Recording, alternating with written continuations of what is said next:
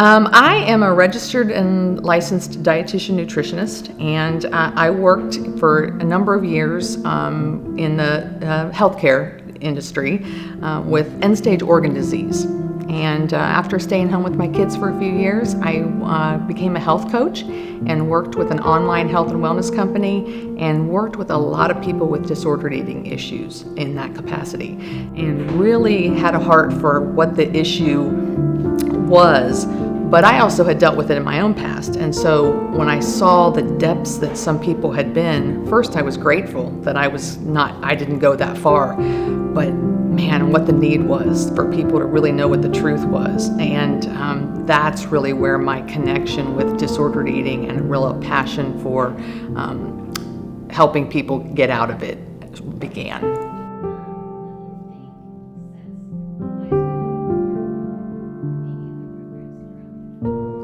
Oh, I think the biggest thing that has drawn me to it is that it's faith-based, and it's using the truth of God's word. And the identity issue is really at the heart of it. Is you either identify as God has created you to be, or you identify with the world who tries to label you to be.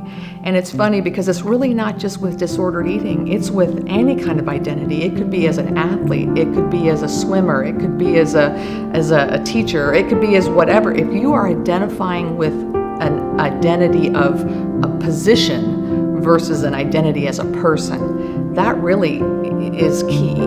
And because Eyes Wide Open is so faith-based and it's bringing people back to the truth of God's word, that is what makes it so much different than just a program.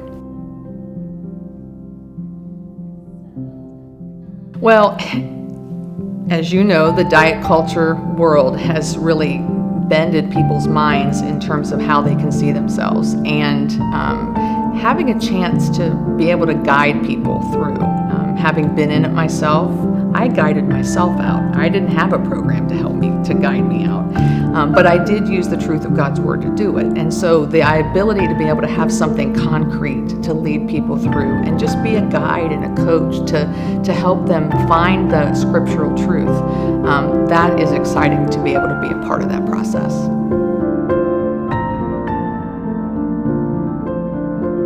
My biggest takeaway every time I've done it, it's been the same, that the enemy sabotages in the middle of the process because the work is hard and the enemy does not want to let go of people. And so they will use the truth that hits them in the face, that becomes overwhelming.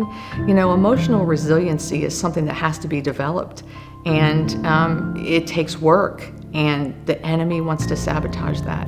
And the people who break through that, the people who understand and accept it, take the coaching we give them to say, we know that we're going to get to a couple of weeks that are going to be difficult, lean into it, don't resist it. Those people have wonderful breakthroughs at the end.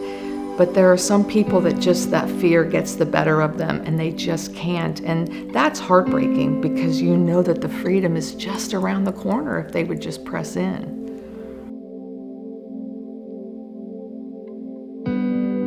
I think you should really look at what is your reservation for doing it. Is the reservation that you think you don't know enough, or you don't have enough experience, or you're just a little further down the line and that's not enough, you don't have enough healing yourself?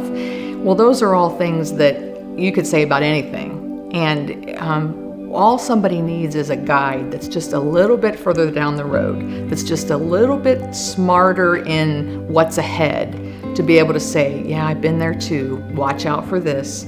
Oh, that's normal to feel that way, it's all right. And that's all you really need. If you can be able to just be a few steps ahead of somebody else, the biggest thing is a willingness to want to care and nurture somebody else. And that's really what discipleship is all about, is that care and nurture. And if you look at leading this as a discipleship opportunity, I think you'll find out that you grow as a person while you help somebody else walk towards freedom at the same time.